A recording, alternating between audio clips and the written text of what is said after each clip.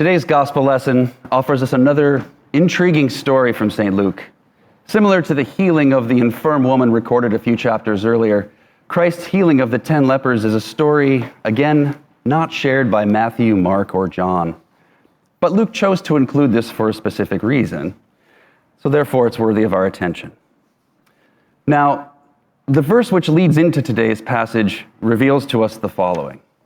And it happened as he was journeying to Jerusalem that he himself was proceeding through the middle or through the borders of Samaria and Galilee. And I believe it's helpful for us to hear this little detail just so we can better understand what's at stake in the story. As Jesus and the disciples are journeying from Samaria and toward Jerusalem, we see for the first time in Jesus' ministry an encounter not with one leper, but with 10. Now, Jesus had healed lepers prior to this encounter. That's nothing new at this point, but being approached by more than one, much less 10 of them, is unheard of. Now, according to Jewish law, a person with the onset of leprosy was required to present themselves before a priest in order to be verified first as having leprosy, but also for the purpose of being pronounced unclean and thereafter set apart from their local community. That same individual is then required to be presented before the priest another time once the disease has run its course, for the purpose of being verified again as healthy and thereafter being pronounced clean, after which he can be restored to the community. There are 2 chapters which cover this entire process in the book of Leviticus, should one wish to know all of those painstaking details. Suffice it to say that when Jesus meets these 10 lepers on the way to Jerusalem, one of the reasons he tells them to show yourselves to the priest is because Jesus knows the Jewish law. Asking them to stop, turn around, and to go see the priest was a way of stating from the outset that they're already unclean. So to those 10 lepers who cried out to Jesus for mercy in the midst of their suffering, Christ's directive to see the priest must have seemed incredibly disheartening. For we already know prior to this encounter that other lepers had been healed by Jesus. Luke records one such instance in chapter 5, and in chapter 4, Christ declares the start of his public ministry by announcing there were many lepers in Israel at the time of the prophet Elisha. None of them was healed except for Naaman the Syrian. So for reference, Naaman the Syrian isn't even Jewish. So surely these 10 lepers presented before Jesus at this time, they must have hoped he'd provide a healing hand. But then Christ does something almost as if he was having a little fun with the whole encounter. He sends them away to the priests and then heals all 10 of them only after they've turned and gone on their way. So they set off toward the priest, believing they'd be pronounced unclean, but then continue onward knowing they've been healed and ultimately will be pronounced clean once again. Now still, I think there's more to unpack from this gospel text, especially with respect to the number 10 as it's given to us in this passage. And for one thing, why are there 10 lepers? Why not just one? And the story really only emphasizes one leper and at the very end, and it's that one who ultimately drives home the point of the passage.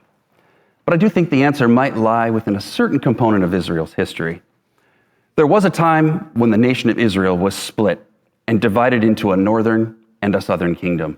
And the 12 tribes descended from the patriarchs of old separated into these 2 independent kingdoms. 2 of those 12 tribes went into the south, but the remaining 10 settled in the north. Those in the south, they worshiped in Jerusalem. But those 10 tribes of the north centered their worship in a region called Samaria. And they built their temple on a sacred mountain long held to be the site where Abraham nearly sacrificed Isaac and where Jacob famously wrestled the angel. The problem with all this is that according to Jewish law, there can be only one sacred site for the Hebrews to worship. But now suddenly there's 2. And so the northern kingdom insisted that their mountain was the one true place of worship. And the south equally asserted that true worship could only happen at their location in Jerusalem. So the north and the south each regarded one another's place of worship as an abomination, and each detested the other with as much animosity as they could muster. We see a relic of this tension present when Jesus is approached by a Samaritan woman at Jacob's well. She says to him, "Well, our fathers worshipped on this mountain, but you say Jerusalem is the place where we ought to worship." And in fact, Jesus doesn't actually say that because he doesn't really care about political divisions. But what does he say to her instead? He says, "Have faith in me, woman, because the hour is coming when you people will worship the Father, not on this mountain, and not in Jerusalem. But the hour is coming and is here now when genuine worshipers will worship the Father in spirit and in truth. They will worship the Father in spirit and in truth.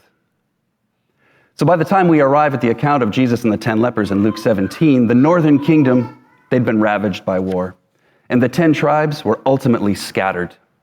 But it was the Samaritans, as a group of people, who emerged from this region.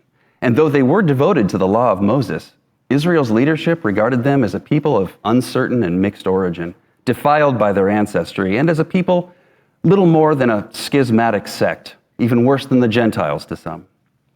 But in the eyes of those Samaritans, such disregard only emboldened their contempt. So when Jesus is seen walking through the region of Samaria at the start of today's gospel lesson, he would have been met with indifference, even scorned by local Samaritans, because he wasn't from Samaria. And as the text tells us, he was headed to Jerusalem, to that other place of worship. But similar to the encounter with the Samaritan woman at the well, Christ is approached by those 10 lepers who are in great need. But does he say, sorry, fellas, you guys worship at that other place, bugger off? Of course he doesn't. He heals all 10 of them regardless of where they're from. And he affirms that it is faith that makes a person well. And it is in faith that genuine worshipers will worship the Father in spirit and in truth. This very phrase captures the essence in which St. Paul exhorts the Colossian church in today's epistle reading. Paul tells them that when Christ appears, and that is when Christ appears in you, we're not talking about appearings at the end times or things like that. When Christ appears in you, then you will also appear with him in glory. So put to death, therefore, what is earthly in you. This includes impurity, passion, fornication, evil desire, and greed, which the Apostle Paul calls idolatry.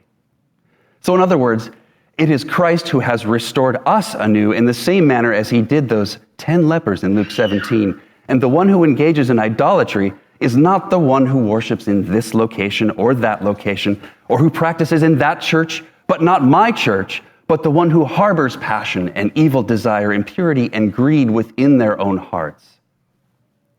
For when we are focused upon the actions of the other, that other person over there who isn't doing it right, or that other person over there who isn't fasting properly or who isn't orthodox enough, we've lost the focus on our own worship, which is to be done in spirit and in truth. And what does Jesus say to the one leper at the end of today's gospel lesson? The text tells us, when he saw he was healed, he turned back, praising God with a loud voice, and he fell on his face at Jesus' feet, giving him thanks. He was a Samaritan. And curiously, Jesus says, were not all 10 cleansed? And I do hope you've picked up that these 10 lepers are symbolic of those 10 lost tribes of northern Israel, because Luke's gospel is about the reconciliation and restoration to all of Israel. But were not all 10 cleansed? Where are the 9? Was no one found to return and give praise to God except this foreigner? And so what happens next? Nothing. There's no answer from the Samaritan in the text. There is nothing but silence from him. And why? Because this Samaritan, seeing he'd been cleansed, is now worshiping before Christ, who has appeared before him. It's as if he doesn't even know the other 9 are there. And again, why? Because Christ has appeared before him. And Christ is all and in all. May each of us find the penitence, the humility, and the courage for our collective journey, that Christ may appear before each one of us and say, rise, go on your way, your faith has made you well. In the name of the Father, and the Son, and the Holy Spirit.